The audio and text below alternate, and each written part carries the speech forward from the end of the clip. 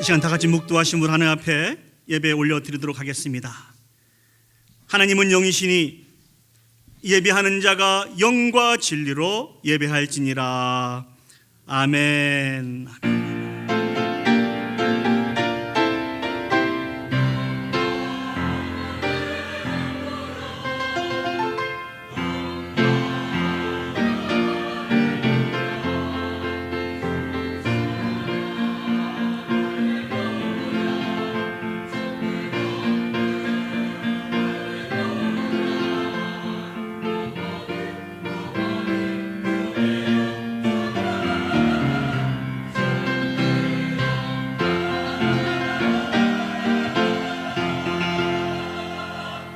거룩하시고 자비로우신 하나님 아버지, 은혜와 사랑을 감사드립니다. 우리의 죄를 예수 그리스도의 십자가의 사랑으로 용서해 주시고 하나님의 자녀 삼아 주셔서 하나님을 아버지라 부르며 영과 진리로 하나님을 예배할 수 있도록 은혜 베풀어 주셨음을 진심으로 감사드립니다.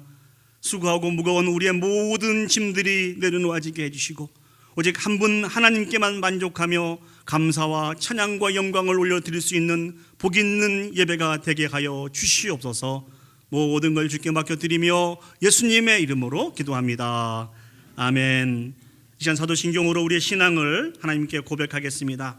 전능하사 천지를 만드신 하나님 아버지를 내가 믿사오며 그 외아들 우리 주 예수 그리스도를 믿사오니 이는 성령으로 잉태하사 동정녀 마리아에게 나시고 본디오 빌라도에게 고난을 받으사 십자가에 못 박혀 죽으시고 장사한 지 사흘 만에 죽은 자 가운데서 다시 살아나시며 하늘에 오르사 전능하신 하나님 우편에 앉아 계시다가 저리로서 산자와 죽은 자를 심판하러 오시리라. 성령을 믿사오며 거룩한 공예와 성도가 서로 교통하는 것과 죄를 사해 주시는 것과 몸이 다시 사는 것과 영원히 사는 것을 믿사옵나이다. 아멘. 다 같이 자리에 앉으셔서 우리 찬송가 70장 하나님 앞에 찬양 올려드리겠습니다.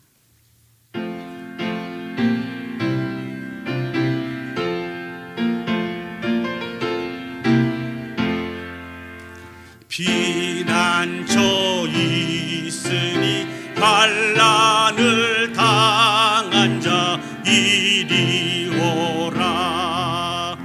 땅들이 변하고 물결이 일어나 산 위에 넘치되 두렵잔데 이방이 떠들고 나라들 모여서 진동하나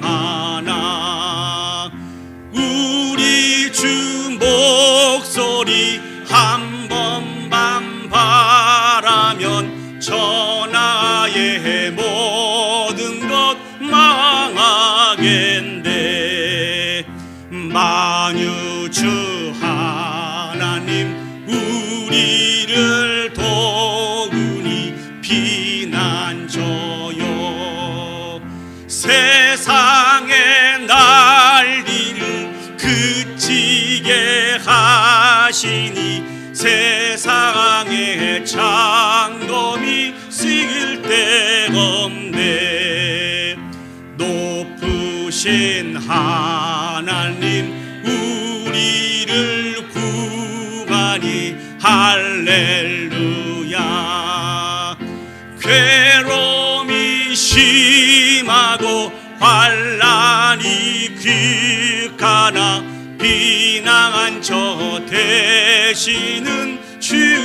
우리 4절 다시 하겠습니다. 높으신 하나님, 높으신 우리를 구하니 우리를 할렐루야.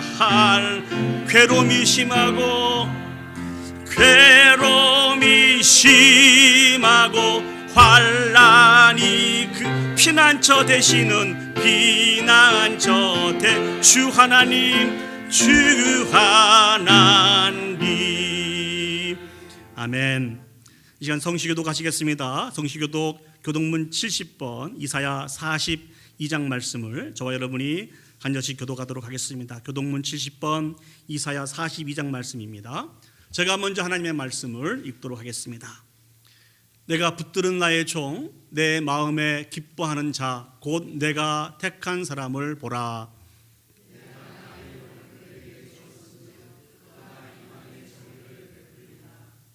그는 외치지 아니하며 목소리를 높이지 아니하며 그 소리를 거리에 들리게 하지 아니하며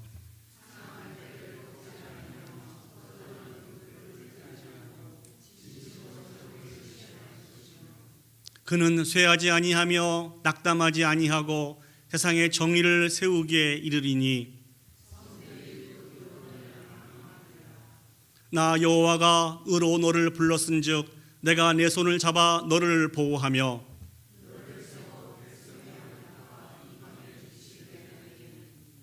내가 눈먼 자들의 눈을 밝히며 갇힌 자를 감옥에서 이끌어내며 흑암에 앉은 자를 감방에서 나오게 하리라. 아멘.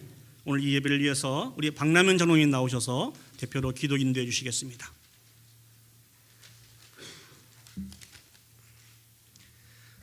사랑과 은혜가 풍성한 하나님 아버지, 한 주간도 주님의 사랑과 베푸신 은혜 가운데 살게 하시고 주님 전으로 인도하시니 감사와 찬양을 드립니다.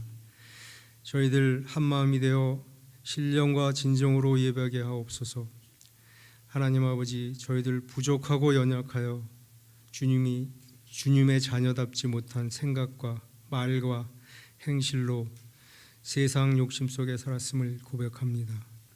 저희 죄를 용서하여 주옵소서.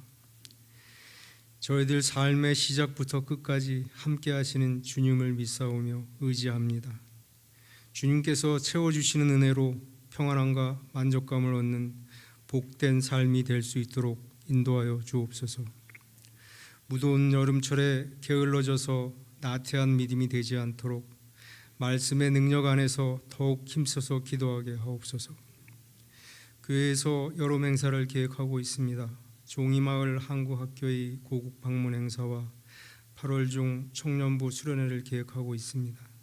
주님께서 함께하여 주셔서 오고 가는 길 보호하여 주시옵고 주님의 영광을 높이 드러낼 수 있는 행사가 되도록 인도하여 주옵소서. 코로나로 고통받는 성도님들이 많습니다. 하나님의 손길로 치유되고 새로운 힘을 얻을 수 있도록 은혜 베풀어 주옵소서. 예배를 위하여 봉사하는 많은 손길들 기억하여 주옵소서. 말씀을 증거하는 목사님 성령의 능력으로 붙으시고 말씀을 듣는 저희들 회개와 은혜가 넘쳐나게 하옵소서. 예배의 시종을 주님께 의탁하오며 예수 그리스도의 이름으로 기도합니다. 아멘.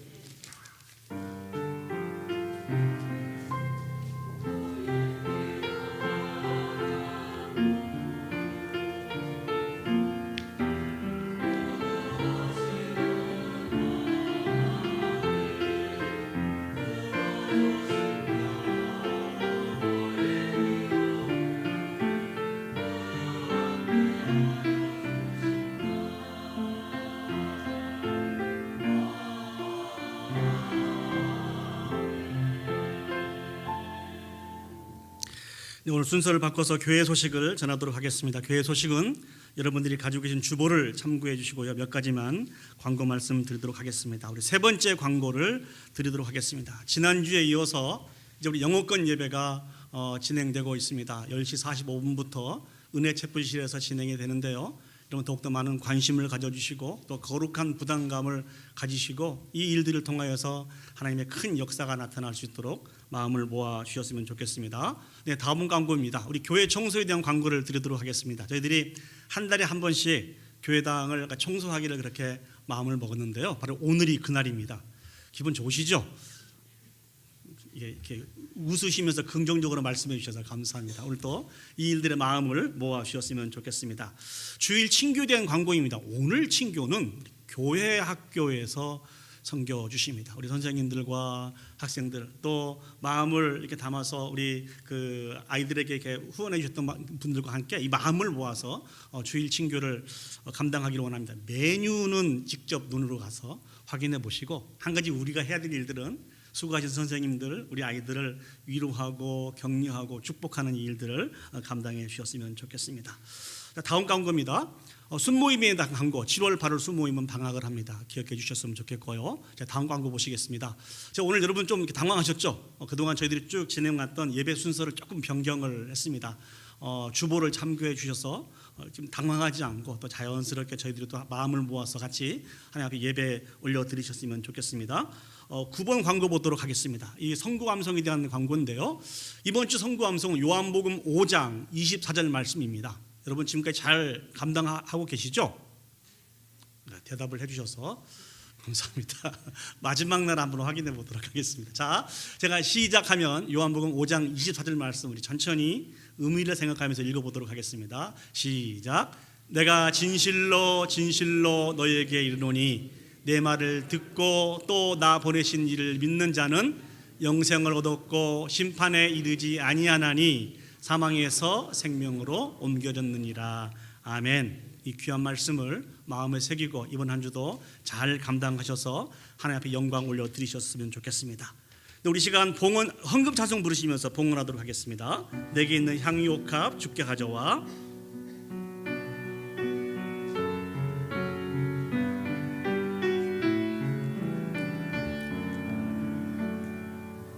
내게 있는 향유옥합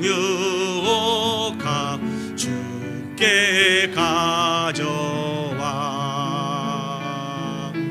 그 발 위에 입 맞추고 깨뜨립니다. 나를 위해 험한 산길 오르신 그 발 걸음마다 크신 사랑 새겨 놓았네. 기도하시겠습니다. 사랑과 은혜가 충만하신 아버지 하나님, 이 시간 한 주간 하나님께서 우리에게 베푸신 은혜와 사랑을 바라봅니다.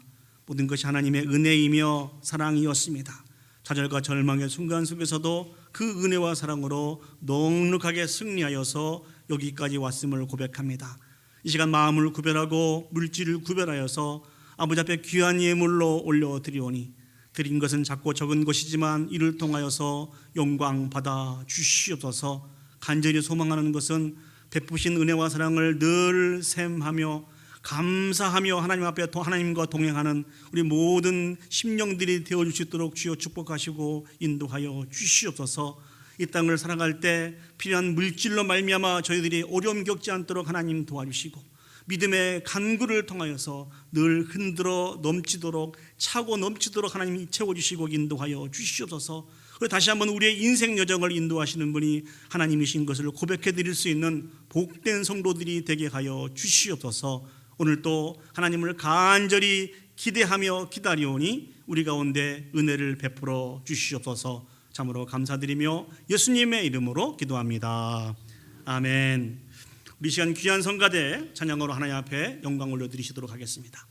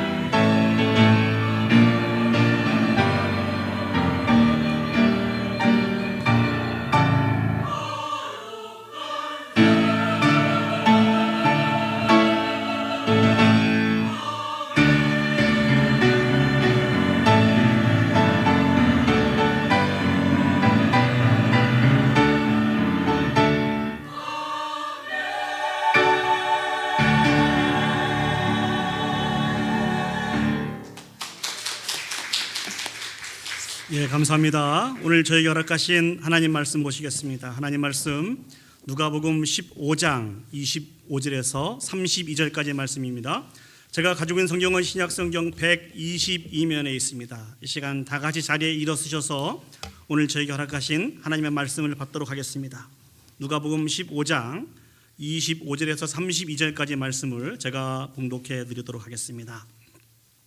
맏아들은 밭에 있다가 돌아와 집에 가까이 왔을 때에 풍악과 춤추는 소리를 듣고 한 종을 불러 이 무슨 일인가 물은데 대답하되 당신의 동생이 돌아왔음에 당신의 아버지가 건강한 그를 다시 맞아들이게 됨으로 인하여 살진 송아지를 잡았나이다 하니 그가 노하여 들어가고자 하지 아니하거늘 아버지가 나와서 권한대 아버지께 대답하여 이르되 내가 여러 해 아버지를 섬겨 명을 어김이 없거늘 내게는 염소 새끼라도 주어 나와 내 벗주로 질게 하신 일이 없더니 아버지의 살림을 창녀들과 함께 삼켜버린 이 아들이 돌아오매 이를 위하여 살진 송아지를 잡으셨나이다. 아버지가 이르되 예 너는 항상 나와 함께 있으니 내 것이 다 내 것이로되 이 내 동생은 죽었다가 살아났으며 내가 잃었다가 얻었기로 우리가 즐거워하고 기뻐하는 것이 마땅하다 하니라. 아멘. 자리에 앉으시겠습니다. 말씀을 증거하기 전에 우리 같이 인사를 했으면 좋겠습니다. 먼저 한국에서 엄마 아빠의 사랑을 듬뿍 받고 더 이쁜 모습으로 온 우리 설린자매 한국 잘 다녀왔는데요. 잠시 일어서 주시면 저희들이 박수로 환영하겠습니다. 네, 감사합니다. 다시 한번 우리 앞뒤 좌우 계신 분들과 같이 인사했으면 좋겠습니다. 정말 잘 오셨습니다. 정말 잘 오셨습니다. 네, 감사합니다. 큐티 365라고 하는 이런 그 책자에 사랑이라고 하는 그런 글이 담겨져 있어서 여러분들에게 소개를 해드릴까 합니다. 사회 심리학자인 에리 프롬이라고 하는 사람이 쓴 책인데요. 사랑의 기술이라고 하는 이 책에 5가지로 그 사랑을 정의하는 내용이 나옵니다. 그 내용을 말씀드리면 첫 번째는 사랑은 관심이라는 것이죠. 여러분 사랑 어떻게 시작하셨습니까? 수많은 사람 중에서 한 사람에 대해서 관심을 가지면서 그 사랑이 시작된 거 아닙니까? 저도 그렇게 사랑을 했던 것 같아요. 수없이 많은 자매들 중에서 한 여인이 제 눈에 들어와서 관심을 가지면서부터 사랑이 시작이 된 것입니다. 사랑은 존경이라는 것이죠. 이 마음은 상대방의 지위와 상관없이 늘 변하지 않는 마음이 바로 존경 또 존중입니다. 이것이 바로 사랑이라는 것이죠. 세 번째는 사랑은 이해입니다. 여러분들은 이해를 쉽게 하시는 편이십니까? 아니면 이것저것 다 따져보고 여러분들의 논리와 상식에 맞아떨어졌을 때 이해를 하신 편이십니까? 네, 다 따져보고. 그런데 이 사랑은 내 상식과 내 논리에 맞지 않아도 무조건 이해하는 것이 사랑이라는 것입니다. 저도 그랬던 것 같아요. 요즘은 조금 이해가 잘 안 되기도 하긴 하는데 아무튼 사랑은 이해라는 것입니다. 그리고 사랑은 책임입니다. 사랑은 의무와 권리만 있는 게 아니고 서로에 대한 책임이 있는 것이 진정한 사랑이라는 것이죠. 그리고 마지막으로 사랑은 주는 것입니다. 아낌없이 계산하지 않고 모든 것을 다 내려놓고 쏟아 부어주는 것이 사랑이라는 것이죠. 저는 이 사랑에 대한 글을 읽다가 이런 생각을 한번 해보았습니다. 하나님께서 우리를 베푸시고 우리를 사랑하신 그 사랑은 여기 5가지 모든 사랑을 포함하여서 뛰어넘는 완전한 사랑이라는 것이죠. 그렇지 않습니까? 하나님은 우리에게 많은 관심을 가지고 계시는 분이 하나님이십니다. 우리를 존중하시되 끝까지 존중해 주시는 분이 하나님이십니다. 그리고 하나님은 우리를 이해하려고 또 참고 기다리시고 설득하시는 분이 하나님이시라는 것이죠. 그것뿐만이 아니라 하나님은 못나고 부족한 우리의 인생입니다만 우리를 책임져 주시는 분이 하나님이십니다. 뿐만 아니라 아낌없이 하나님의 모든 것을 다 쏟아 부으시면서 사랑하신 그 사랑이 하나님의 사랑입니다. 저와 여러분들은 이 하나님의 사랑으로 세워진 자들입니다. 믿습니까? 아멘. 누가 여러분에게 하나님의 사랑에 대해서 물어보시면 여러분 어떠한 사랑에 대한 이야기를 해 주실 수 있으시겠습니까? 아무래도 많은 사랑에 대한 이야기를 하실 수 있겠죠. 우리의 믿음의 성장은요, 하나님을 알면 안 만큼, 조금 더 구체적으로 말씀드리면 하나님의 사랑을 알면 안 만큼 성장하는 것이 믿음입니다. 그래서 오늘 저는 본문의 말씀을 통하여서 또 다른 하나님의 사랑에 대한 이야기를 여러분들과 같이 나누기를 원합니다. 그리고 주신 은혜를 통하여서 그 하나님에 대한 사랑의 깊이가 더 깊어지고 넓어졌으면 좋겠습니다. 어려운 질문 하나 해보겠습니다. 지난 시간에 나누었던 말씀을 기억하십니까? 가장 어려운 질문이죠. 지난 시간에 우리는 기억하실 것입니다. 아버지의 재산을 허랑방탕한 삶을 통하여 다 허비했던 둘째 아들이 정신을 차려서 아버지를 기억하고 양식이 풍부한 아버지와 그 풍부한 양식 가운데 행복한 삶들을 살고 있는 그 아버지의 종들을 기억하시면서 모든 죄를 회개하고 아버지 앞에 돌아왔던 그 탕자를 기억하실 것입니다. 그 탕자가 아버지 앞에 돌아올 때 어떤 일들이 있었습니까? 아직 거리가 멀지만 돌아온 탕자를 아들이 아버지를 알아보기 전에 아버지가 아들을 먼저 알아보았습니다. 계속 한결같은 마음으로 이 아버지는 기다리고 또 기다렸기 때문에 알아볼 수 있었어요. 그 아버지는 어떻게 행동하십니까? 뛰어가서 목을 안고 입을 맞추고 손에 가락지를 끼우고 발에 신을 신깁니다. 이 의미들은 아들의 모든 권위를 회복시켜 주시기를 원하시는 아버지의 간절한 사랑의 마음이 담겨져 있습니다. 그리고 수없이 많은 사람들에게 선포하죠. 이 내 아들은 잃었다가 다시 찾은 아들이며 죽었다가 다시 살아난 아들이다. 아버지의 기쁨은 여기서 멈추지 않습니다. 집에 큰 잔치를 베풀어 놓고 집안에 있는 모든 사람들이 아버지의 잔치에 참여하여서 함께 기뻐할 수 있도록 아버지께서 인도해 가십니다. 함께 즐거운 시간들을 보내고 있어요. 그 잔치에는요, 사랑의 모습도 찾아볼 수 있습니다.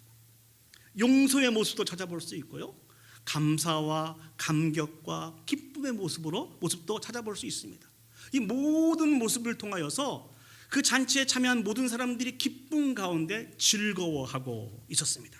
그런데 그때 큰 아들이 들여서 열심히 일을 하고 집으로 돌아오게 되었어요. 아버지 집에 가까이 돌아오는데 집에서 큰 잔치의 소리와 즐거운 소리가 들리게 됩니다. 그래서 이 큰아들은 당황했어요. 도대체 이게 무슨 소리인가? 그래서 집에 있는 종을 불러서 지금 자기 집 안에서 일어나고 있는 일들이 어떤 일인지 듣게 되었습니다. 그 종이 전해준 이야기가 무엇일까요? 당신의 동생이 집에 돌아와서 아버지가 너무 기뻐서 큰 잔치를 열어놓고 우리가 다 즐거워하고 있습니다. 그때 이 첫째 아들이 보인 반응이 무엇입니까? 우리 누가복음 15장 28절 말씀을 보시겠습니다. 그가 노하여 들어가고자 하지 아니하거늘. 큰아들은 노하게 되었습니다. 다시 한번 말씀드리면 화가 나게 되었다는 것이죠. 그래서 그 잔치에 참여하기를 원치 않았습니다. 이 소식을 아버지가 듣게 돼요. 그래서 아버지가 밖에 나와서 그 큰아들에게 그렇게 이야기합니다. 나랑 같이 집에 들어가자. 그래서 나의 기쁨에 참여했으면 좋겠다. 이 큰 잔치에 참여하여 너도 같이 즐거웠으면 좋겠다.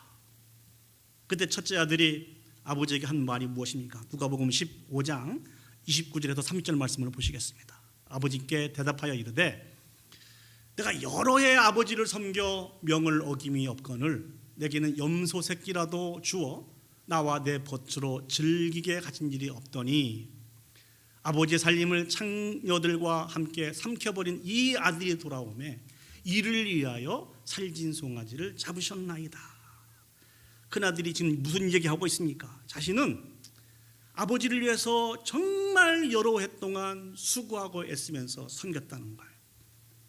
그런데 한 번도 아버지는 저에게 자기 자신을 위해서 또 친구들과 놀 수 있도록 작은 염소 새끼도 잡아서 주신 적이 없다고 그렇게 불평하고 있는 거예요.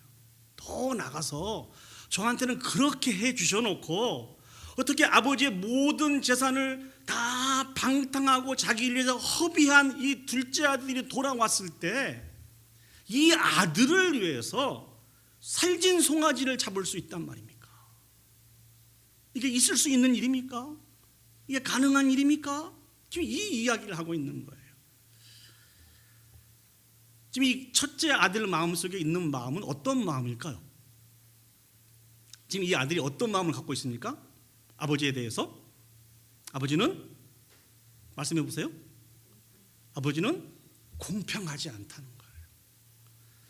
아버지는 공평하지 않으신 분이십니다. 여러분, 이 첫째 아들의 마음 충분히 이해하실 수 있으시겠죠?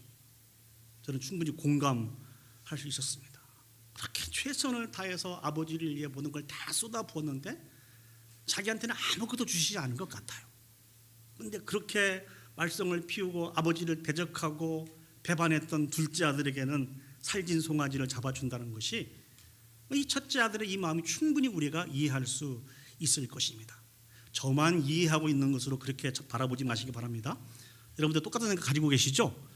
그때 이 아버지가 주신 말씀이 무엇이죠? 누가복음 15장 31절에서 32절 말씀입니다. 아버지가 이르되 예 너는 항상 나와 함께 있으니 내 것이 다 내 것이로되 이 내 동생은 죽었다가 살아났으며 내가 잃었다가 얻었기로 우리가 즐거워하고 기뻐하는 것이 마땅하다 하니라. 아버지는 불공평하신 분이십니다.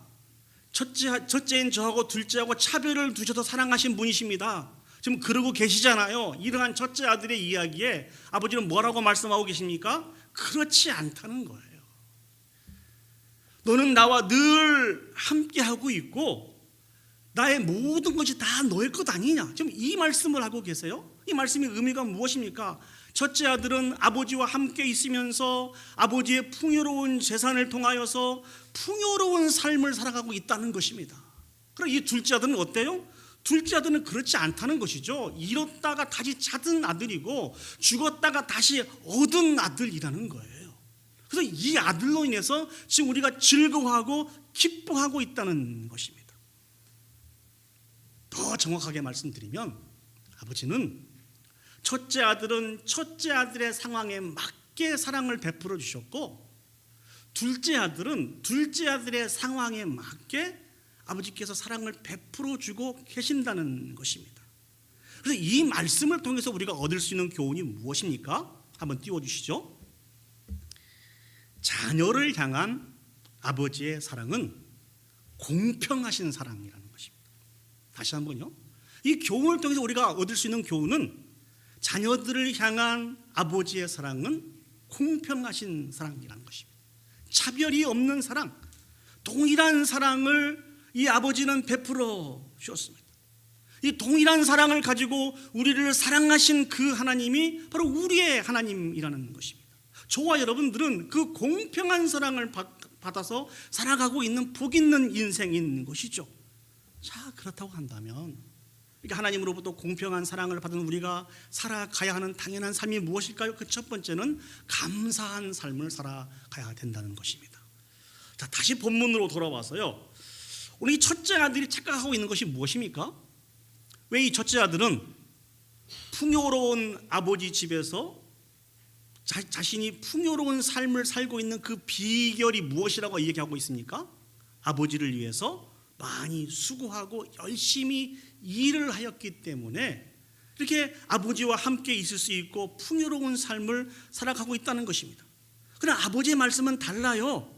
아버지가 첫째 아들을 또한 둘째 아들을 공평한 사랑으로 사랑하셨던 그 이유는 열심히 땀 흘리고 수고하고 아버지를 위해서 일을 했기 때문이가 아니고 아버지의 자녀이기 때문에 첫 아들에게도 둘째 아들에게도 차별되지 않은 공평한 사랑을 베풀어 주셨다는 것입니다. 이 아버지의 말씀 속에는 어떤 의미가 포함되어 있는지 아세요?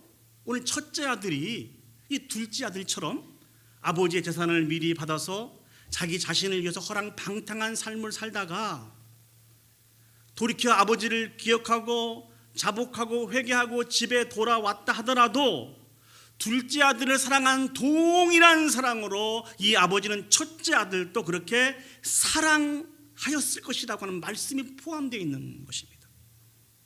우리도 마찬가지 아닙니까? 오늘을 살아가고 있는 우리에게 베푸신 하나님의 사랑은 차별하지 않는 공평한 사랑을 베풀어 주신 분이 우리 하나님이십니다. 누구든지 예수 그리스도를 구주로 믿기만 하면 구원의 놀라운 은혜를 베풀어 주시면서 우리를 사랑하시는 분이 우리 하나님이시죠. 우리 각자의 형편과 처지에 맞게 때를 따라 돕는 은혜를 베풀어 주신 분이 바로 저와 여러분들의 하나님이시라는 것입니다. 이러한 사랑을 우리가 받고 살고 있으면서도 오늘 첫째 아들처럼 우리의 수고와 헌신으로 하나님의 사랑을 받고 있는 것으로 혹시 우리가 착각하고 있다고 한다면 우리 자신을 다시 한번 점검해 보았으면 좋겠습니다. 우리 솔직히 한번 얘기해 보시죠. 우리가 하나님 앞에 올려드리는 수고와 헌신이 하나님 앞에 얼마나 되겠습니까? 그것이 여러분 한번 생각해 보신 적 있으세요? 땀 흘리며 수고하고 올려드리는 수고와 헌신이 하나님 앞에 얼마나 될 수 있을까요? 그렇지 않습니까? 그 수고와 헌신을 양으로 따진다고 하면 하나님이 얼마 정도나 돼야 그 수고와 헌신들을 인정하실까요? 제가 좀 위험한 말씀을 드립니다. 우리는 하나님에 대한 믿음 말고 구원을 얻을 수 있는 다른 길이 또 하나 있습니다. 그게 무엇인지 아십니까? 선을 통하여서, 수고와 헌신을 통하여서 구원을 얻을 수 있는데, 양을 놓고 볼 때 100% 온전한 마음으로 선을 행하고 수고와 헌신을 할 때 하나님 앞에, 하나님께서 그걸 인정해 주신다고 말씀해 주고 계세요. 그런데 우리가 100% 온전한 마음으로 선을 행하며 수고하고 헌신하며 살아갈 수 있습니까? 없다는 거예요. 우리는 그런 존재가 안 된다는 거예요. 자, 또 다른 적용을 한번 해볼까요? 아마 지금까지 그 신앙생활 해오시면서 하나님의 나라를 위해서, 하나님의 영광을 위해서 많은 수고와 헌신을 하시면서 여기까지 왔을 것입니다. 조금 우리 시야를 넓혀 보시죠. 저와 여러분보다 더 많은 수고와 헌신을 하신 분들이 계실까요? 안 계실까요? 계신다는 거예요. 저는 이 설교 말씀을 준비하면서도 저보다 더 수고와 헌신을 많이 하고 계신 분들이 얼마나 많은 분들이 계신지를 발견하게 되었어요. 지금 이 시간도 하나님의 말씀에 근거하여서 모든 걸 다 내려놓고 땅끝에 이르러 자신의 생명을 대가로 지불하면서 그 사명을 감당하고 계시는 수없이 많은 선교사님들이 얼마나 많이 계십니까? 그분들이 하시고 계시는 수고와 헌신에 비하면 제가 하고 있는 수고와 헌신은 감히 내밀지도 못할 그런 수고와 헌신이었다는 것이죠. 100%는 아니다 할지라도 저와 여러분들에 비해서 더 많은 수고와 더 많은 수고를 헌신하신 분들이 계시는데, 만약에 하나님의 구원이, 하나님의 은혜와 사랑이 수고와 헌신에 따라서 달라진다고 하면은 저와 여러분들은 하나님이 베푸신 그 은혜와 사랑 가운데 참여할 수 없는 사람들이라는 것이죠. 그러나 정말 감사한 것은 우리를 향한 그 구원의 은혜, 우리를 향해서 베풀어 주신 그 사랑과 그 은혜는 수고와 헌신으로 말미암아 우리에게 주어진 것이 아니라는 것입니다. 천적인 우리를 사랑하신 그 공평하신 사랑으로 말미암아 우리에게 주어진 것이기에 저와 여러분들이 하나님의 자녀가 되는 것입니다. 저와 여러분들이 지금도 저 영원한 천국을 사모하며 살아가는 복 있는 인생이 되는 것이라는 것이죠. 이 진리를 우리가 발견할 때 우리가 할 수 있는 것이 무엇일까요? 감사 외에는 무엇을 하나님 앞에 올려드릴 수가 있겠습니까? 우리가 하나님으로부터 공평한 사랑을 받은 자인 것을 기억할 때 감사 외에는 다른 것을 올려드릴 수가 없다는 것입니다. 그럼 우리가 올려드리는 수고와 헌신은 무엇일까요?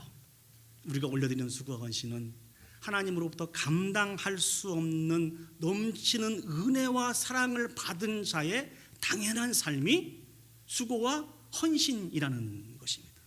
그렇기 때문에 우리가 하나님 앞에 올려드리는 수고와 헌신은 우리의 자랑의 조건이 아니라는 거예요. 우리가 올려드리는 수고와 헌신은 감사의 조건이라는 것입니다. 지난번 사역했던 교회에서 제가 우리 그 시니어 센터를 담당을 했었는데요. 그때 한 200에서 250명 분들이 매주 목요일 날 모여서 하나님을 찬양하고 또 예배하고 또 말씀도 증거하고 이런 일들을 했습니다. 근데 특별히 경배와 찬양팀을 이렇게 세워 갈 때 그 드럼을 잘 치는 분이 있었으면 참 좋겠다. 그러면 우리 어르신들이 더 기쁜 마음으로 와서 하나님을 찬양하며 예배할 텐데 하는 이런 마음을 가지고 드럼을 잘 치시는 분을 한번 이렇게 모시기 위해서 여기저기 이렇게 문의를 했습니다. 그런데 결혼한 지 얼마 안 되고요, 아이도 아직 어린 그런 젊은 세대기 찾아왔어요.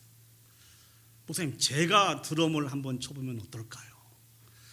여러분, 드럼 하면은 우리 자매님들이 앉아서 드럼을 연주하는 그런 악기이기보다는 우리 형제들이 힘있게 드럼을 치는 악기로 그렇게 우리에게 그런 이미지를, 그 인상을 주는데, 갓 결혼한 이게 아이들도 아직 어린 그 세대기 와서 자기가 드럼을 치겠다고 하니까 놀랄 수밖에 없었습니다. 제가 한번 물어봤어요. 우리 집사님은 어디서 그렇게 드럼을 배웠습니까? 그랬더니 그 이야기가 너무 감동적이에요. 어릴 때 교회 학교 다닐 때 자기 친구가 3명 4명 정도 있었대요. 그 3명 4명이 열심히 하나님의 사랑에 대해서 배우고 어떻게 하면 이 받은 사랑을 내가 베풀며 감당하며 살 수 있을까 하다가, 야, 우리 악기를 하나씩 배우자. 그래서 그 악기를 통하여서 예배를 좀 돕고 이렇게 교회 봉사할 수 있었으면 좋겠다. 그렇게 해서 한 분은 키보드를 배우고 한 분은 전기 기타를 배우고 이 집사님은 드럼을 배우게 되었다는 거예요. 물론 아주 프로페셔널하게 수준급으로 연주하고 그러지는 않습니다만 나름대로 그 소망을 가지고 이렇게 준비하면서 그 조그만 모임이라도 내가 좀 봉사할 수 있었으면 좋겠다 그러고 있는데 이제 교회 주보를 통해서 이 드러머를 찾는다고 하니까 기쁜 마음으로 와서 저에게 주시는 말씀이 저도 봉사할 수 있습니까? 자기가 가지고 있는 것은 자그마한 것이지만 이것을 통하여서 봉사할 수 있다면 하나님을 예배에 올려드리는데 참여할 수 있다면 저에게 큰 기쁨이고 즐거움이고 영광이 될 것 같습니다. 사랑하는 여러분, 날마다 부족하고 연약한 우리에게 감당할 수 없는 공평한 은혜와 사랑으로 베풀어 주신 분이 하나님이십니다. 그 하나님 앞에 매 순간순간 감사하며 살아갈 수 있는 저와 여러분들이 되었으면 좋겠습니다. 그 은혜를 받은 우리가 내가 무엇으로 하나님 앞에 영광을 올려드릴 것인가? 영광을 올려드릴 것인가? 내가 가지고 있는 것은 조그만한 것이지만 이를 통하여서도 영광을 올려드릴 수 있다고 한다면 나의 자랑이 아니고 하나님 앞에 큰 영광이 되겠습니다. 우리 가문의 영광입니다. 이런 마음을 가지고 늘 감사하며 살아가는 저와 여러분들이 되었으면 좋겠습니다. 자, 두 번째 우리가 생각해 보아야 될 삶이 있어요. 공평하신 하나님의 은혜와 사랑을 받은 우리들은 성장해야 된다는 거예요. 자, 오늘 본문을 보시면 둘째 아들에 대한 첫째 아들이 가지고 있는 생각이 무엇인지를 짐작해 볼 수 있습니다. 첫째 아들이 둘째 아들에 대해서 가지고 있는 솔직한 마음이 무엇일까요? 한번 생각해 보셨어요? 이 첫째 아들이 둘째 아들에 대해서 가지고 있는 이 마음, 시기, 질투하는 마음이에요. 무엇에 대한 시기와 질투입니까? 지금 아버지의 사랑을 받고 있는 것에 대한 시기와 질투예요. 그리고 이 시기와 질투로 인해서 미워하는 마음이 이 첫째 아들 가운데 자리 잡게 된 거예요. 자, 그렇다고 한다면 이 둘째 아들의 상황이 시기와 질투가 될 만한지를 한번 살펴보시죠. 이 둘째 아들은 아버지의 모든 재산을 가지고 허랑방탕한 삶을 살았습니다. 그러다 그 재산을 다 허비하고 아주 궁핍한 삶을 살게 되었어요. 너무 배가 고파서 어쩔 수 없이 이방 사람의 종으로 살게 되었는데 그 이방 사람이 이 둘째 아들을 어디로 내보냈습니까? 들로 내보내서 돼지를 치게 했습니다. 돼지는 유대인들이 부정한 동물로 생각하고 있는 그러한 동물이에요. 근데 그 돼지를 치게 했는데 배가 너무 고파서 그 돼지가 먹는 열매로 자기의 배를 채우고자 했지만 준 자가 없어서 굶주렸다고 말씀하고 있습니다. 이게 무엇을 얘기해 주고 있죠? 돼지보다도 더 못한 신사가 된 거란 말이죠. 그러다가 하나님의 은혜와 사랑을 통하여서 아버지를 기억하고 아버지 앞에 돌아오게 되었습니다. 아버지 앞에 자복하고 회개하고 돌아온 이 아들이 고개를 바짝 세우고 똑바로 아버지를 바라볼 수 있었을까요? 그렇지 못했다는 것이죠. 늘 죄인이기 때문에 그냥 제가 아버지의 아들이라고 말씀하신 걸 제가 감당할 수 없겠습니다. 그냥 아버지 집에 있는 종으로 그냥 삼아주세요. 그런 둘째 동생에게 아버지께서 자비와 긍휼을 베풀어 주셔서 아들의 모든 고난을 회복시켜 주시고 아버지가 큰 잔치를 베풀어 놓고 그 잔치의 주인공을 세워줬다는 것이죠. 사랑하는 여러분, 이 둘째 아들의 이 상황이 큰아들로 하여금 시기와 질투와 미움을 느낄 수 있는 그런 상황입니까?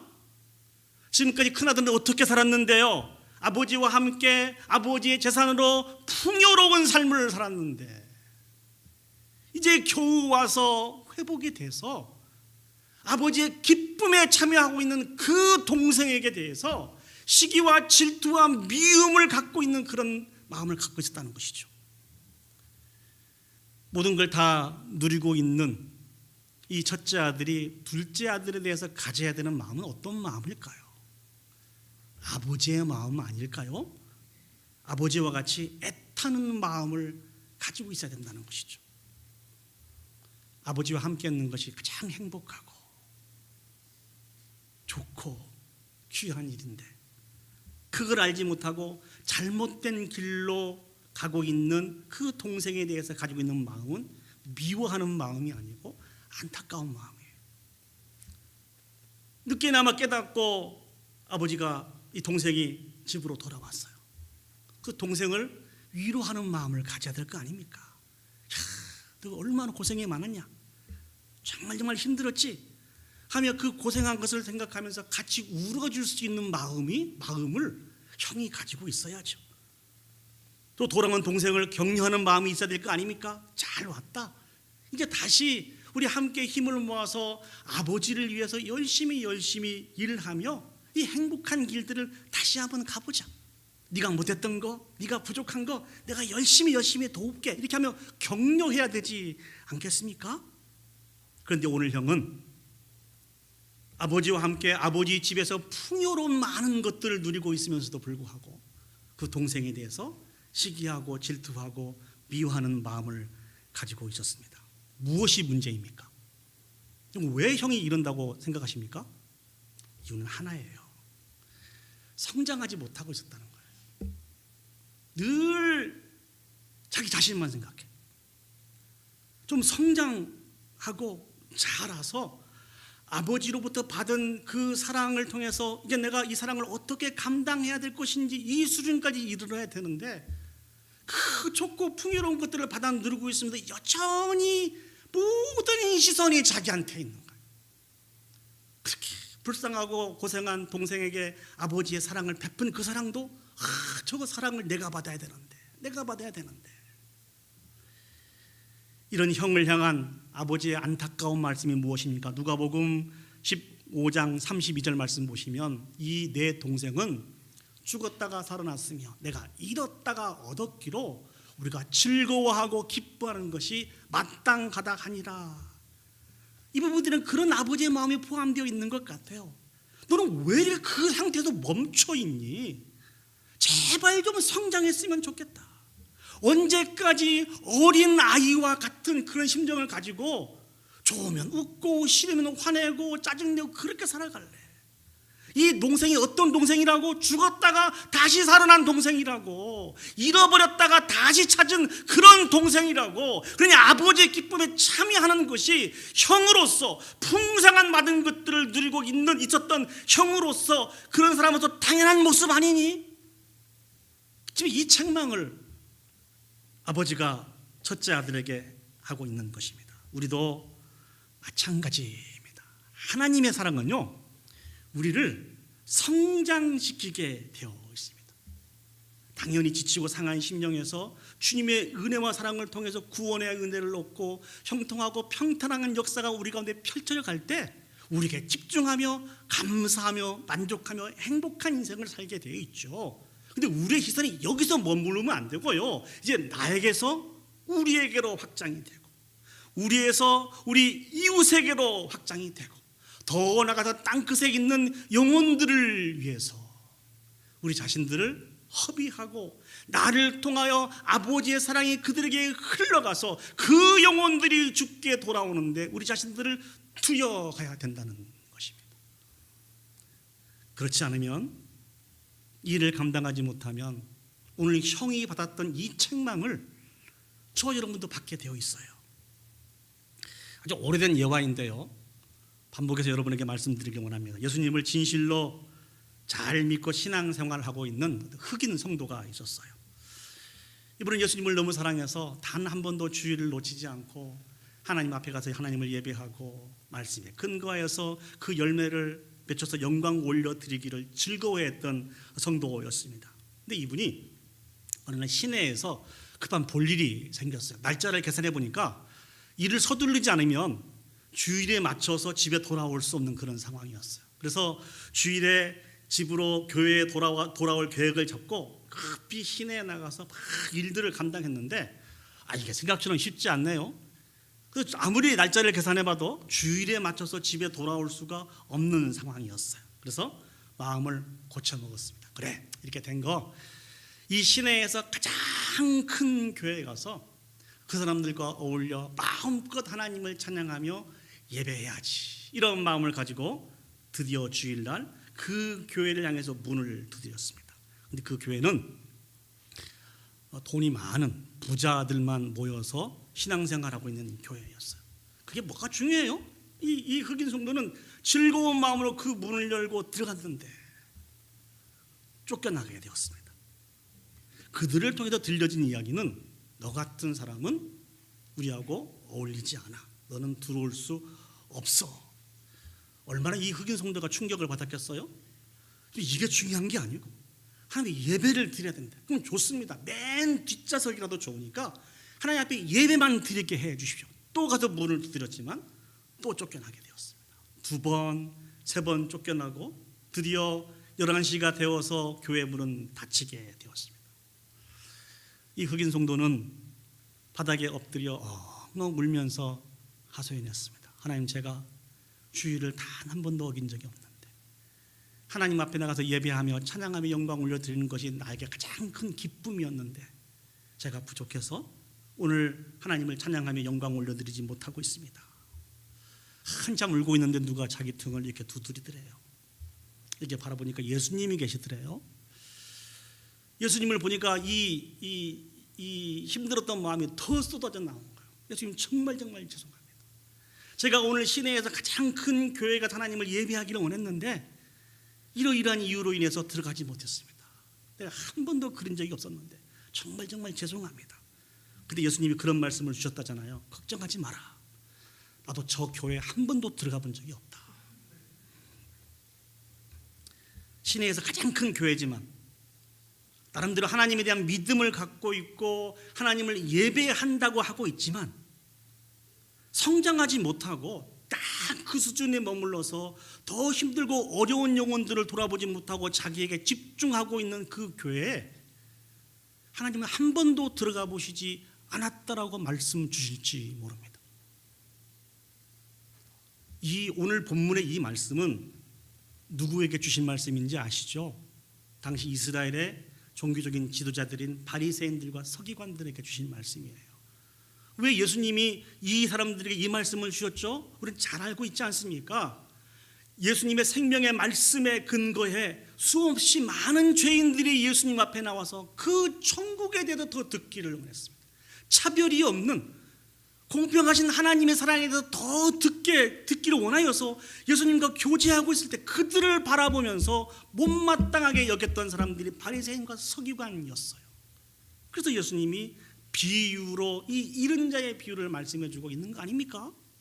근데 이 말씀이 우리에게 경종을 울리지 않습니까? 혹시 우리도 잃은 자에 대한 하나님의 관심으로 하나님의 시각으로 바라보지 못하고 여전히 성장하지 못하여서 우리 수준에 머물러 있다고 한다면, 그래서 하나님의 그 기쁨에 참여하지 못하고 그 천국 잔치에 참여하지 못하고 있다고 한다면 오늘 누가복음 15장 32절 하반절 말씀해 주신 저 책망을 저와 여러분도 들을 수 있다는 거예요. 우리가 즐거워하고 기뻐하는 것이 마땅하다. 왜 그 수준에 머물러 있냐? 왜 그 수준에 머물러 있냐? 더 성장해야 되지 않냐? 우리는 이런 주님으로부터 책망을 받지 않고 칭찬을 받아서 하나님의 기쁨과 영광에 참여할 수 있는 저와 여러분들이 되시기를 예수님의 이름으로 축복합니다. 이제 말씀을 정리하도록 하겠습니다. 우리 모두는 예수 그리스도의 차별 없는 공평하신 사랑, 즉 십자가의 사랑으로 세워진 자들입니다. 믿습니까? 아멘. 그 은혜가 우리 가운데 임한 것을 기억하고 감사하며 살아갈 수 있기를 소망합니다. 비교하지 마시고요. 하나님은 우리를 비교하시지 않으셨거든요. 그 사랑으로 인해서 감사하며 살아갈 수 있었으면 좋겠습니다. 그리고 그 사랑이 우리 안에서 성장하였으면 좋겠습니다. 그리고 나에서 우리에게로, 우리에게서 우리 이웃에게로, 우리 이웃에서 땅끝에 있는 영혼들에게까지 예수 그리스도의 사랑이 우리 가운데 성장하여서 축복의 통로, 사랑의 통로 역할을 감당했으면 좋겠습니다. 이 일들을 위하여 적극적으로 우리를 허비하여서 그 영혼들이 주께 돌아옴으로 춤추며 같이 즐거워하고 있는 그 아버지의 잔치에, 천국의 잔치에 참여하여서 영광 올려드려질 수 있는 그런 저와 여러분들이 되시기를 예수님의 이름으로 축복합니다. 아멘. 우리 시간 다 같이 자리에 일어서셔서 주신 말씀을 기억하면서 하나님 앞에 찬양 올려드리도록 하겠습니다. 하나님의 사랑을 사모하는 자, 하나님의 평안을 바라보는 자, 너의 모든 것 창조하신 우리 주님이 너를 얼마나 사랑하시는지 가사를 기억하시면서 찬양 올려드리시겠습니다.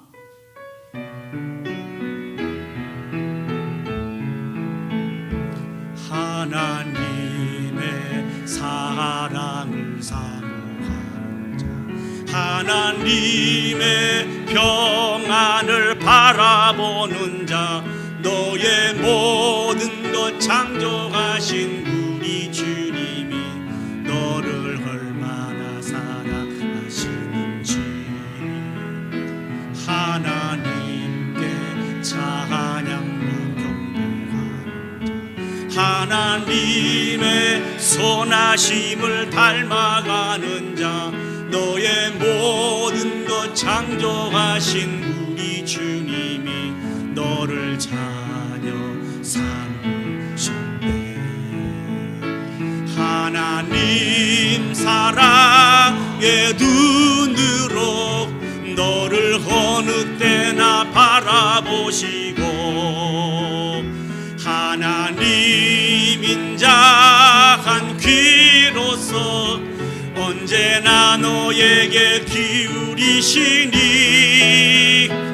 어두움에 밝은 빛을 비춰주시고 너의 작은 신음에도 응답하시니 너는 어느 곳에 있든지 주를 향하고 주만 바라 하나님 사랑의 눈으로 하나님 사랑의 눈 너를 어느 때나 바라보시고 하나님 인자한 귀로서 언제나 너에게 기울이시니 너의 창에 밝은 빛을 비춰주시고 너의 작은 신음에도 응답하시니 너는 어느 곳에 있든지 주를 향하고 주만 바라볼지라 주만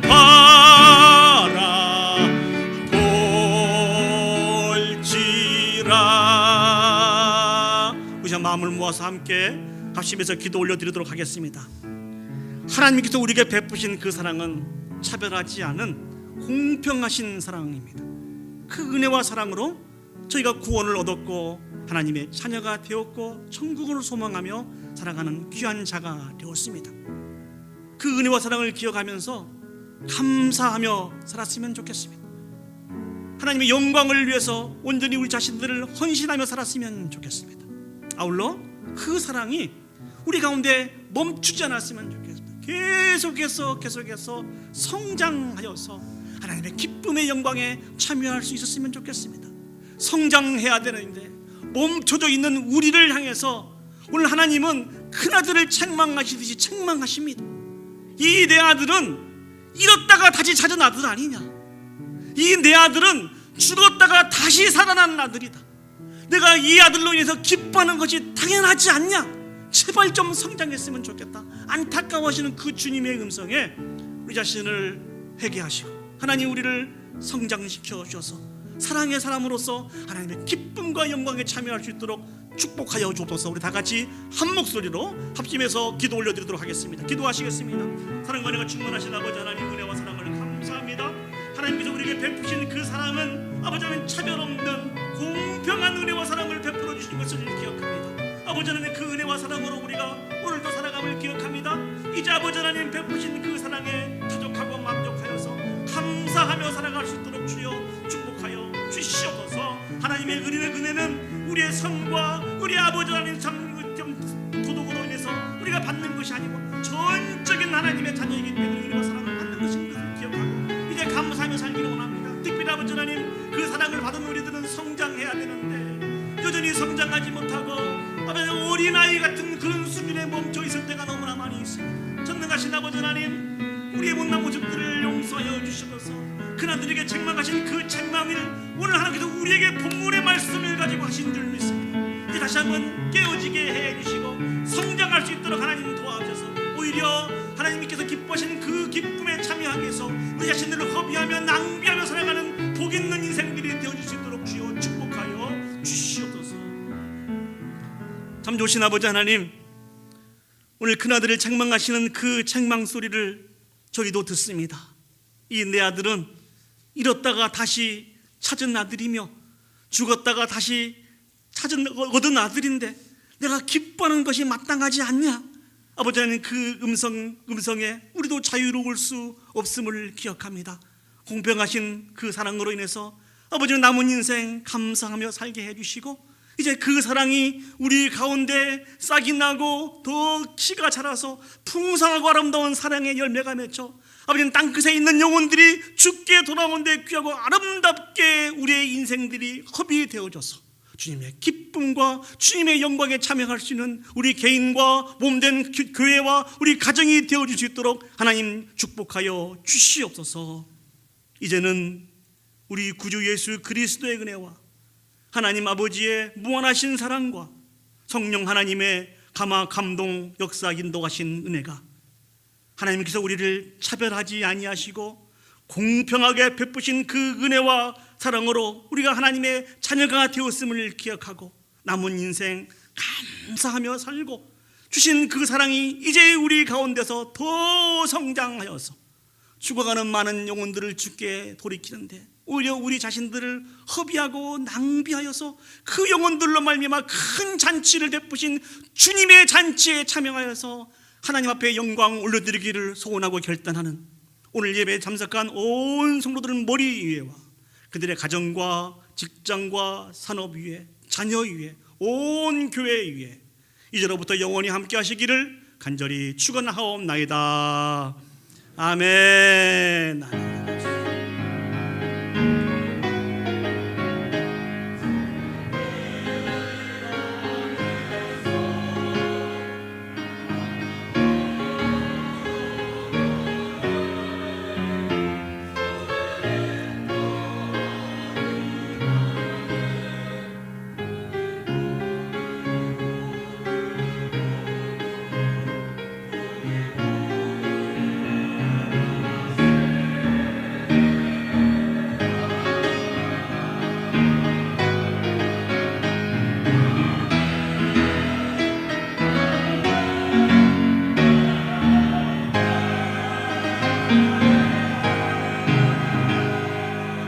하나님 앞에 영광의 박수 올려드리도록 하겠습니다. 한 주간도 말씀으로 승리하시고 또 다음 주일날 또 만나서 하나님 앞에 예배 올려드리셨으면 좋겠습니다. 감사합니다. 수고하셨습니다.